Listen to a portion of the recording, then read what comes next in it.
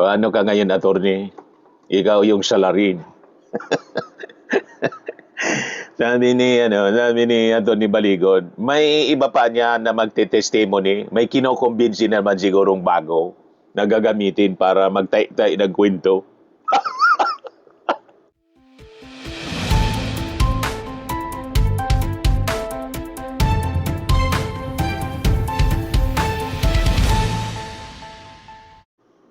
Hello po mga kababayan, si Dante Maravillas.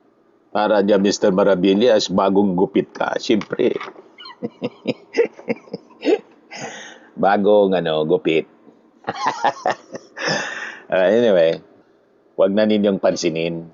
Dito tayo sa mga mainit na balita ngayon. Ito yung balita ngayon mga kababayan mula sa GMA News.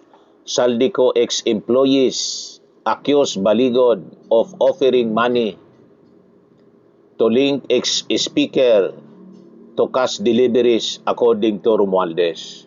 Ito yung laman, mga kababayan, ng supplemental counter affidavit na sinumiti po to the Office of the Ombudsman ng kampo ni Martin. Kasi iyon naman talaga po yung nangyari. Di ba? Pinayaran po yung mga Malita boys. Kaya nang hindi matupad yung promise na kuha na yung affidavit, nagsipagbaliktaran. Di ba, mga kababayan? So ayon mga kababayan sa supplemental counter affidavit ni Martin Romualdez, binayaran na niya. This is in response to the plunder, graft, bribery, and money laundering complaints that the Ombudsman prosecutors filed against Martin. Among the pieces of evidence, sabi dito sa balita, against Romualdez before the Ombudsman are the individuals' affidavits of former bodyguards who claim to have delivered pieces of luggage containing cash to the former speaker. Itong tracing mga former employees have executed individual affidavits and these have been attached to Romualdez supplemental counter affidavit. Ito yung mga pangalan ng mga dating empleyado ni Saldico. Edward Lopian, former security detail ni Saldico from December 2023 to December 2025. Eric Soriano, dati man na security. Nico from February 2024 to February 2026. A short leave lang. Arnilio Ramirez, SunWest employee and backup driver and security detail of wife Marlene. Nelson Paira, driver and security detail of wife Marlene and daughter of Sue from January 2019 to January 2026. Henry Wabinia, coast driver and security personnel from February 2024 to December 2025. Jeric Alamil, co-security detail, saka backup driver from March 2023 to February 2026. Wilson Ormamita, coast driver and security detail from November 2024 to December 2025. Dennis Loma, coast driver and security detail from March 2022 to February 2026. Moises Limboy, co-security detail from October 2024 to December 2025. Mark Bunagan, co and his family's bodyguard from April 2022 to January 2026. Hobito Bunagan, coast bodyguard from March 2021 to January 2026. Brian Lasaga, co-security detail from December 2023 to December 2025. Saka po si Ranchi Paga, coast bodyguard from February 2022 to February 2026. So itong tracing ito, mga kababayan, ang sabi, prinomisahan ng pera, ng limpat-limpat na salapi in exchange for accusing Romualdez Inco of receiving large sums of cash suitcases as kickbacks from government projects delivered by the bodyguards. Itong si Atty. Baligod, as you know, was then the counsel on record nitong 18 mga Malita boys. na mga dating bodyguards, mga kababayan, sabi ni Saldico. Sabi dito, one of the affiants said Baligod tried to convince him to testify against Romualdez. Pinilit. Through one of the ex-bodyguards who have since recanted their own statements against the former speaker. Para yung kaso, parehas po kay Gutesa, mga kababayan, na kinausap daw siya ni Mike Defensor at saka ni Marcoleta. Bumaliktad na rin. There were also 12 other individual affidavits by former employees of CO attached to Romualdez supplemental counter affidavit. But these 12 did not mention Baligod or attempts to woo them with money. The 12 individuals, however, back the accounts of the 13 that they have not seen such deliveries of cash kickbacks in suitcases during the tenure of employment under ko. Wala man na niya kaming nakita. O ano ka ngayon, attorney? Ikaw yung salarin. Sabi ni Atty. Baligod, may iba pa niya na magte-testimony, may kinokumbinsi naman sigurong bago na gagamitin para magtay ng kwento. Sabi natin, pag pinatulan pa ito ng ombudsman, talagang may mali siya na po. Kaduda-duda talaga, mga kababayan. Ginagawang negosyo po yung pagtatay ng kwento laban sa mga gusto nilang siraan na mga politiko tulad po ni Martin Romualdez. Yan nangyayari ngayon, nakakalata na yung publiko. Ang tingin nila parang lumihis na yung ombudsman sa kanilang sinumpaan, mga kababayan, na tungkulin. Nasalip katotohanan po ang harapin, naging instrumento ito ng demolition job. Ang laban kay Martin Romualdez, pinapatulan nito mga witnesses na to na mismo nang nag-recant at sinabi na sila ay binayaran lang. So ito pong pagbawi, mga kababayan, ng mga testigo ay patunay na ang mga unang paratang laban po kay Martin Romualdez ay mga scripted talagang mga testimonies. Niloto po nina Mike Defensor at saka siyempre si Rodante Marcoleta.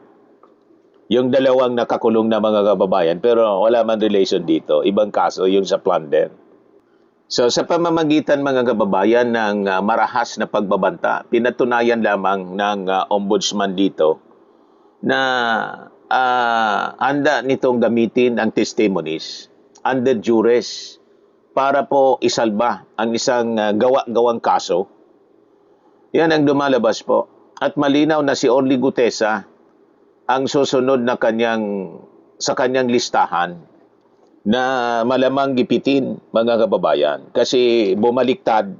So, dito tayo sa malikot na kamay, mga kababayan, ni Marcoleta at Defensor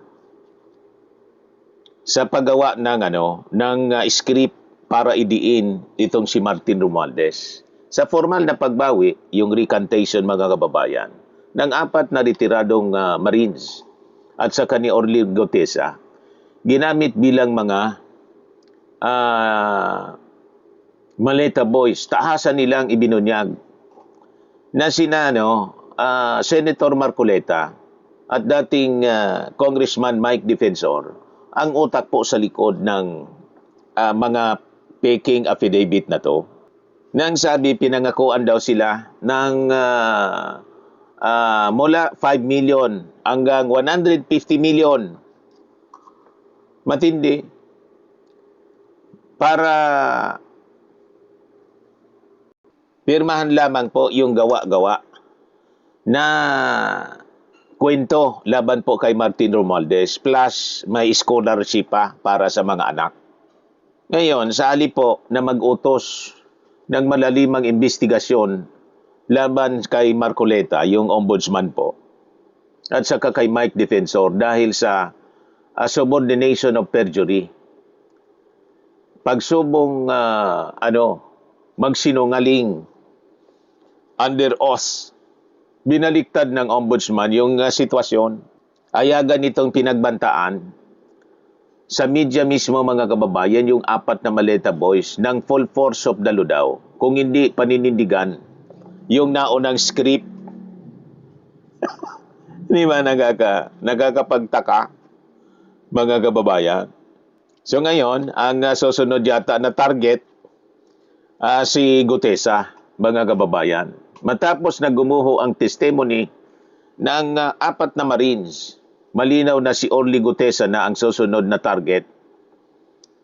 Ngayon, kasi po inamin ngayon ni Gutesa sa kanyang bagong salaysay na siya ay pinangakuan, tinakot at ginamit lamang bilang isang political na kasangkapan. So ang marahas na reaksyon na to ay sinyales na si Gutesa na ang sasampahan ng gawang kasong kriminal para po mapatahimik. So ngayon po, batay sa supplemental counter affidavit, yung nireport ngayon ng GMA News ng legal team ni Martin Romualdez, walang anumang independent corroborative evidence, bank records o forensic trail ang naging reklamo. So ang buong kaso ay nakasandig lamang kasi sa mga bayarang saksi na ngayon ay nagsabi na ng totoong salaysay. Nang sabi nila, binayaran lang sila para idiin si Martin Romualdez. So anong nangyayari ngayon, parang baliktad yung parusa. Isipin mo, umamin na ang mga testigo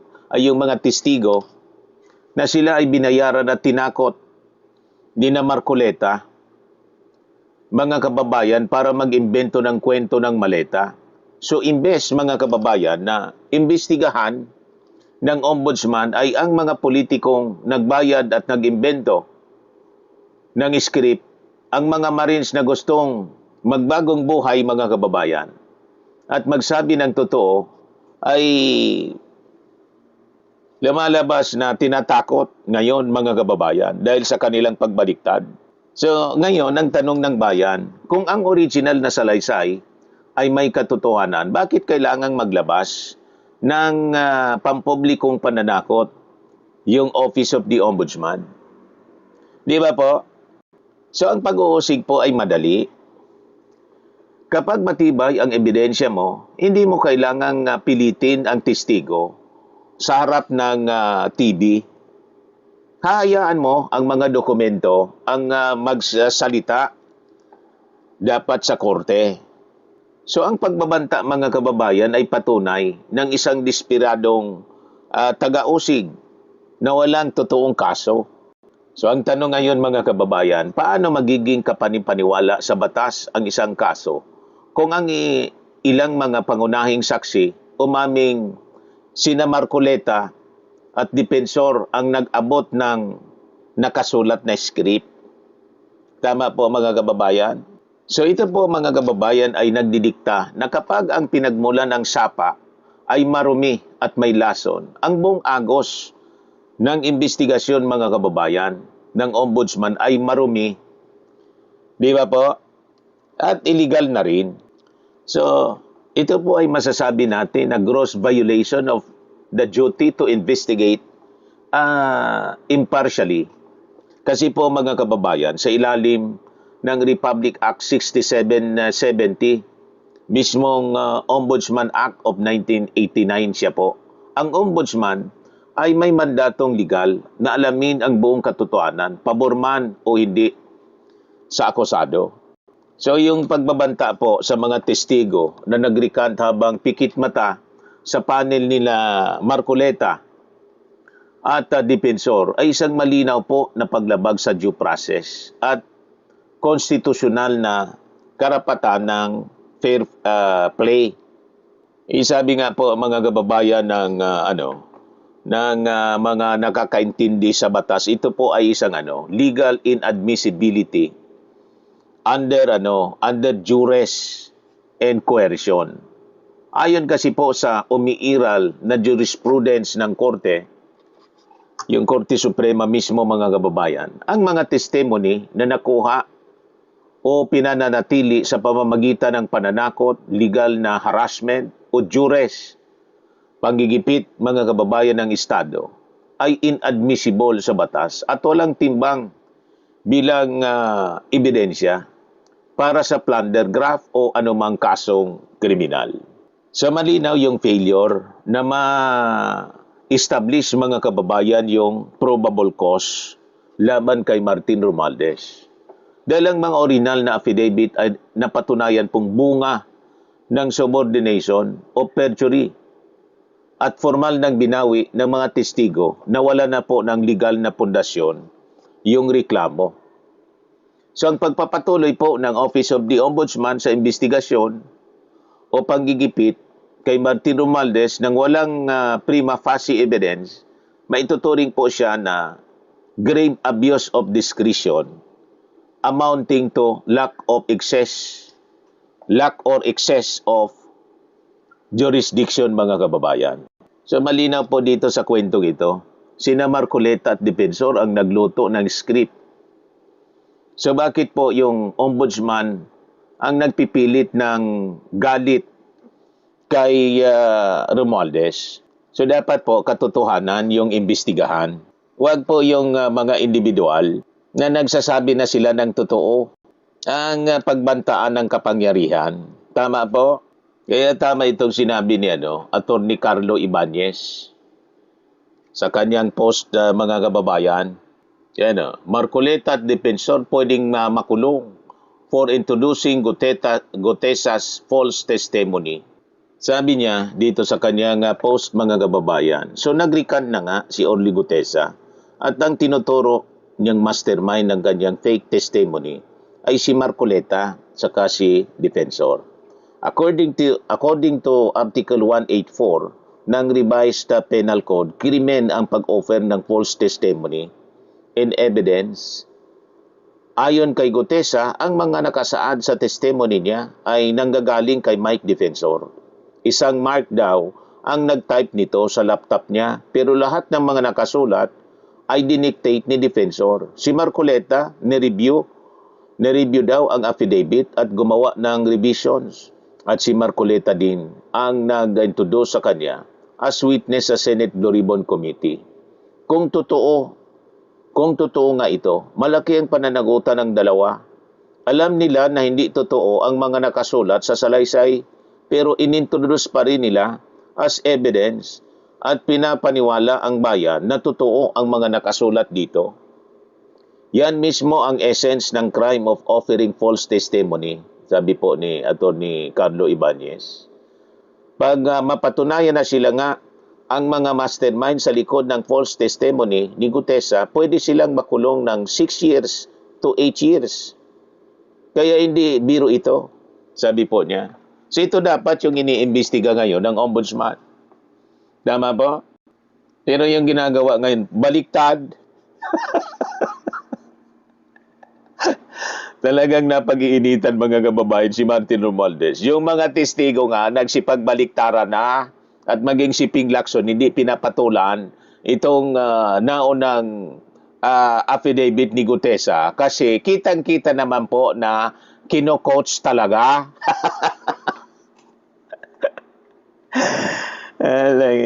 Kahit nga po si in-interview sa isang programa sa telebisyon, si Ronald Llamas, yung political analyst, parehas nang sinabi ni Ping Lacson, hindi na kami nagtaka kasi kitang-kita naman na kino-coach. Pero patuloy pa rin ang pinapatulan mga kababayan ng ombudsman. Nagagalit pa doon sa mga nagsipagbaliktaran. Ito yung interview ni Sis Drilon, mga kababayan kay Ronald Llamas. Gutesa was coach. Kahit siya, hindi nagtaka, pakinggan natin. I'd like to begin with the recantation of Gutesa. Mabigat yung mga sinabi niya na ang scriptwriters ay sila Senator Marcoleta. Can you imagine in the Senate fabricating? But Was it you who said parang dalawang highest bidders dyan na naglaban, nakakulong na yung dalawa, so umatras na itong si Gutesa? Hindi naman siya surprising eh. Dahil kitang-kita mo naman nung Blue Ribbon Committee hearing, talagang kino-coach siya ni Marcoleta. Kitang-kita po eh. O, di ba? Eh, ang tanong natin mga kababayan, bakit pinapatulan pa ito? Dapat iniimbestiga yung mga nasa likod nito. Yun ang imbestigahan ng ombudsman. Kasi lumalabas, pinaglalaroan sila. Ginagamit lang na instrumento ito mga taong ito. At lumalabas, nagpapagamit sila para idiin si Martin Romualdez. Di ba, mga kababayan? Sa mga naghanap ng malinis and spacious fitness gym, pumunta lang po kayo sa aming Colossal Fitness Gym. We also offer Grab Car Rental with our brand new 2023 model ng Toyota Innova. We also accept booking for those who are planning to travel via PAL, Cebu Pacific, and other airline companies, local and international, and bills payment for Meralco Bills, PLDT, Aleco Bills, etc. Ang Colossal Fitness Gym is located at 3rd floor Security Bank Building, Landco Business Park, Legazpi City, Albay. For inquiries, look for Chilon Maravillas. Contact number 0966-802-0949. Yan yung aming Innova. Lagi na pong matao sa amin. Pati mga foreigners po, tingnan ninyo. Mga British tourists sila. Ang lalaki ng katawan mga kababayan, nag-gym sa amin. Ito naman po, Indian National. Ito mga mga European sila. Ito naman po yung aming product na binibenta online, Firmax Firming and Lifting Cream, pinapahid po sa mga pulses o other affected area. Mainam po ito sa mga pains at paninigas ng mga kaso-kasuan. Ito po, Automax Radiant Serum. Sa mukha naman yung application. Anti-aging po siya. You will look 10 years younger than your age. So ito naman po yung bagong product naming binibenta online. I Am Worldwide Amazing Pure Organic Barley Powdered Drink Mix from Australia. Mainam po ito sa mga cancer patients. Sa kayong mahilig po sa Choco Barley na po, I Am Amazing Choco Barley para laging healthy yung inyong iniinom po. For your inquiries and orders, dumiretso na lang kayo sa aking anak na architect entrepreneur, Riz Maravillas. Sa mga mahilig naman po sa mga imported bags and wallets, dumiretso na lang kayo kay Ma'am Eileen Rosales, Eileen Closet. Naka-base siya po sa Amerika. O ito yung kanyang online na selling live every Sunday. Bukas po ng gabi, 7 o'clock in the evening, Philippine time. Pwede kayong mag-order ng direkta sa kanya.